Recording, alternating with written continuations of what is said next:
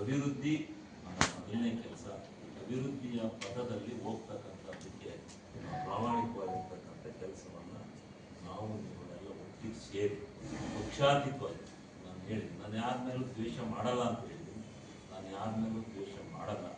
ನಾನು ಎಲ್ಲರನ್ನೂ ಒಂದುಗೂಡಿಸ್ಕೊಂಡು ಈ ಜಿಲ್ಲೆಗೆ ಒಂದು ಹೆಸರನ್ನು ತರ್ತಕ್ಕಂಥ ಪ್ರಾಮಾಣಿಕವಾದಂಥ ಕೆಲಸವನ್ನು ಮಾಡೋಣ. ಹಾಸನಾಂಬ ದೇವಸ್ಥಾನದ ಕೆಲಸವನ್ನು ಬರುತ್ತೆ, ಜಿಲ್ಲಾಧಿಕಾರಿಗಳಿದ್ದಾರೆ. ಇದನ್ನು ಕೃಷ್ಣ ಬೈರೇಗೌಡರು ನಿಲ್ಲಿಸಬೇಕು, ಭಾಳ ಚೆನ್ನಾಗಿ ಮಾಡೋಬೇಕು. ಅದೇ ರೀತಿ ಈ ವರ್ಷವೂ ಕೂಡ ಇನ್ನೂ ಭಾಳ ಅಚ್ಚುಕಟ್ಟಾಗಿ ನಿಮ್ಮೆಲ್ಲರ ಸಲಹೆ ಸೂಚನೆಗಳ ಮೇರೆಗೆ ಇನ್ನೂ ಉತ್ತಮವಾಗಿ ಇದೊಂದು ಹಾಸನದ ನಾಡ ಹಬ್ಬ.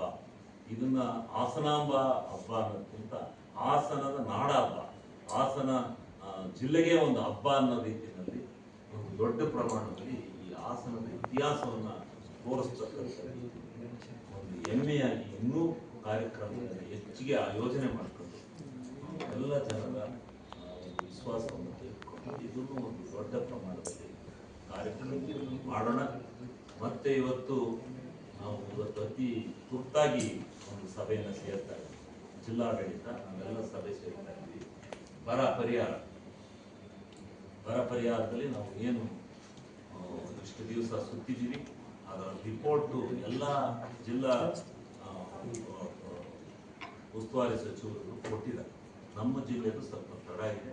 ಆದರೂ ಇವತ್ತು ತಹಸೀಲ್ದಾರರ ಕಾರ್ಯದರ್ಶಿ ಬನ್ನಿ 3 ಗಂಟೆ ಸೇರಿ 5-5:30 6 ಗಂಟೆ ಆಗಿದೆ. ಅದನ್ನು ಪೂರ್ಣ ಪ್ರಮಾಣದಲ್ಲಿ ಪರಿಶೀಲನೆಯನ್ನು ಮಾಡಿ ಒಂದು ಉತ್ತಮವಾದಂಥ ವರದಿಯನ್ನು ಸರ್ಕಾರಕ್ಕೆ ಸಲ್ಲಿಸಿ ಸರ್ಕಾರದ ಮುಖಾಂತರ ಕೇಂದ್ರ ಸರ್ಕಾರಕ್ಕೆ ಹೋಗ್ತದೆ. ಒಂದು ನಿಮ್ಮಲ್ಲಿ ಹೇಳ್ಕೊಳ್ತಕ್ಕಂಥದ್ದು, ಇಲ್ಲಿ ಕಾನೂನಿನ ವಿಭಿನ್ನವಾದಂಥ ಸನ್ನಿವೇಶಗಳು. ಒಂದು, ಈಗ ಇನ್ಶೂರೆನ್ಸ್ ಬಗ್ಗೆ ನೀವು ಪ್ರಬಲವಾಗಿ ಬರೀಬೇಕಾಗುತ್ತೆ. ಇದ್ರ ಬಗ್ಗೆ ನಾನು ವಿರೋಧಿ ಪಕ್ಷದಲ್ಲಿದ್ದಾಗ ಬಹಳ ಟೀಕಾತ್ಮಕವಾದಂಥ ಭಾಷಣವನ್ನು ಮಾಡಿದ್ದೇನೆ. ಹಿಂದೆ ರಾಜ್ಯದ ಇನ್ಶೂರೆನ್ಸ್ ಇತ್ತು. ಏನು ಬೆಳೆ ಹಾನಿಗೆ, ರೈತರ ಹಾನಿಗಳಿಗೆ ಇಡೀ ರಾಜ್ಯದಿಂದ ಪರಿಹಾರವನ್ನು ಕೊಡೋದು. ಇದನ್ನ ಪ್ರಧಾನಮಂತ್ರಿಗಳು ಏನು ಮಾಡಿದ್ರು, ಪ್ರಧಾನಮಂತ್ರಿ ಫಸಲ್ ಬಿಮಾ ಯೋಜನೆ ಅಂತೇಳಿ ಹೆಸರಿಟ್ಟು ಇದಕ್ಕೆ ಇನ್ನು ಮುಂದೆ ಹವಾಮಾನ ಆಧಾರಿತವಾಗಿರ್ತಕ್ಕಂಥದ್ದನ್ನು ಸೇರಿ ಇನ್ನು ಮುಂದೆ ನೇರವಾಗಿ ರೈತ ಯಾವ ಬೆಳೆಗೆ ನಷ್ಟ ಆಗುತ್ತೆ ಅದನ್ನ ನಾವು ಇನ್ಶೂರೆನ್ಸ್ ಅನ್ನ ತತ್ಕ್ಷಣದಲ್ಲಿ ಕೊಡ್ತೇವೆ ಅಂತ ಹೇಳಿ, ನೀವು ಒಂದು ಇನ್ಶೂರೆನ್ಸ್ ನೀಡೋದು ಬೇಡ, ನಾವು ಸೇರ್ಕತೀವಿ ನಿಮ್ಮ ಜೊತೆನಲ್ಲಿ. ಇಬ್ರು ಕೇಂದ್ರ ರಾಜ್ಯ ಎರಡೂ ಸೇರಿ ಒಟ್ಟಿಗೆ ಈ ಯೋಜನೆಯನ್ನ 50-50 ಶೇರಿನಲ್ಲಿ ಮಾಡೋಣ ಅಂತಕ್ಕಂಥ ಮಾತನ್ನ ಹೇಳಿ ನಮ್ಮ ರಾಜ್ಯ ಸರ್ಕಾರ ಅದಕ್ಕೆ ಬಹಳ ಸಂತೋಷ ಅಭಿಮಾನದಿಂದ ನಾವು ಒಪ್ಪಿಗೆಯನ್ನು ಕೊಟ್ಟು ಅಸೆಂಬ್ಲಿ ಕೊಟ್ಟು ಅದು ಜಾರಿಗೆ ಬಂದ್ರೆ ಆ ಕಾರ್ಯಾಚರಣೆಯ ವಿಧಾನಗಳೆಲ್ಲ ರಾಜ್ಯ ಸರ್ಕಾರದ್ದಲ್ಲ. ರಾಜ್ಯ ಸರ್ಕಾರ ಕೇಂದ್ರ ಸರ್ಕಾರ ಸೂಚಿಸಿದ ಅರ್ಧದ ಹಣವನ್ನ ಅವರಿಗೆ ಕೊಡ್ತಕ್ಕಂಥದ್ದು ಮಾತ್ರ ರಾಜ್ಯ ಸರ್ಕಾರದಾಗಿದೆ ಹೊರತು ಇದರ ಕಾರ್ಯಾಚರಣೆಯನ್ನ, ಇದರ ನಿಯಮಾವಳಿಗಳನ್ನ ರಚನೆ ಮಾಡ್ತಕ್ಕಂಥ ಜವಾಬ್ದಾರಿಯನ್ನ ಕೇಂದ್ರ ಸರ್ಕಾರ ಇಟ್ಕೊಂಡು ಅವನ್ನ ಏನ್ ಮಾಡಿದ್ರು ಅಂದ್ರೆ ಟೆಂಡರ್ ಕರೆದು ಯಾವುದೋ ಒಂದು ಏಜೆನ್ಸಿ ಕೊಡ್ಕೊತಾ ಬಂದಾಗಿದೆ. ಏಜೆನ್ಸಿಗಳು ಬಂದು ನನ್ನ ಅರಸಿಕೆ ರವಿ ಒಂದೇ ಉದಾಹರಣೆ ಹೇಳ್ತೀನಿ, ಅದ್ರ ಬಗ್ಗೆ ದೊಡ್ಡ ಚರ್ಚೆ ಆಗಿದೆ. ಈ ಬೆಳೆ ನಾಶ ಕಂಡುಹಿಡಿಬೇಕು. ಹೆಂಗ್ ಕಂಡುಹಿಡಿಬೇಕು? ಫೋನಲ್ಲಿ ಕಂಡುಹಿಡಿ. ಫೋನಲ್ಲಿ ನಿನ್ನ ಹೊಲಕ್ಕೆ ಬರ್ತಾ ಇದ್ವಿ,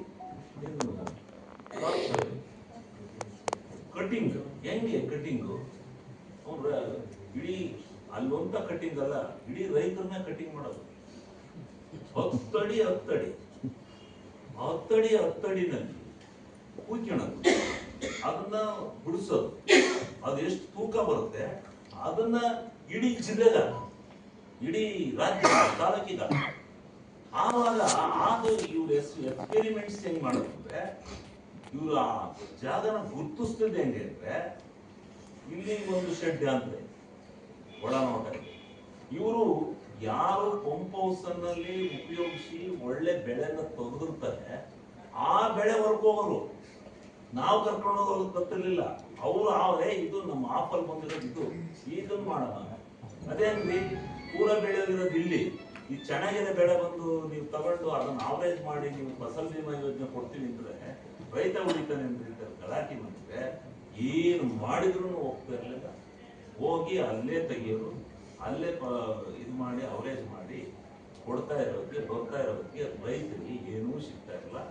ರೈತರು ಇನ್ಸೂರೆನ್ಸ್ ಕಟ್ಟೋದನ್ನೇ ಕೈ ಹವಾಮಾನಿತ ಆಧಾರಿತವಾದಂಥ ಬೆಳೆ ನಾಶ ಕೊಡ್ತೀವಿ ಅಂತ ಕಟ್ಟಿಸ್ಕೊಂಡು ಅದನ್ನು 1 ವರ್ಷ ಮಾತ್ರ ಕೊಟ್ಟು ಆಮೇಲೆ ಅದನ್ನು ಕೈ ಬಿಟ್ಟು ಅದನ್ನು ತೆಗೆದಾಕಿ ಹಾಕಿ ರೈತ ಈ ಯೋಜನೆ ಭಾಳ ಕುಂಠಿತವಾತು. ನಾವು ಭಾಳ ಚರ್ಚೆ ಮಾಡಿ ಇದು ಮಾಡಿದಾಗ ಕೊನೆಗೆ ಈಗ ಒಂದು ತೀರ್ಮಾನಕ್ಕೆ ಈ ವರ್ಷದಿಂದ ಒಂದು ತೀರ್ಮಾನಕ್ಕೆ ಬಂದಿದೆ. ಏನು ಯೋಜನೆಗೆ ಹಣ ತೊಡಗಿಸ್ತಾರೆ, ಏನು ರೈತ ಇನ್ಸೂರೆನ್ಸ್ ಅನ್ನು ಕಟ್ತಾನೆ, ಆ ಇನ್ಸೂರೆನ್ಸಿನ ಭಾಗಕ್ಕೆ ಬರಬೇಕಾದಂತ 80% ಹಣವನ್ನ ರೈತನಿಗೆ ಕೊಡಬೇಕು.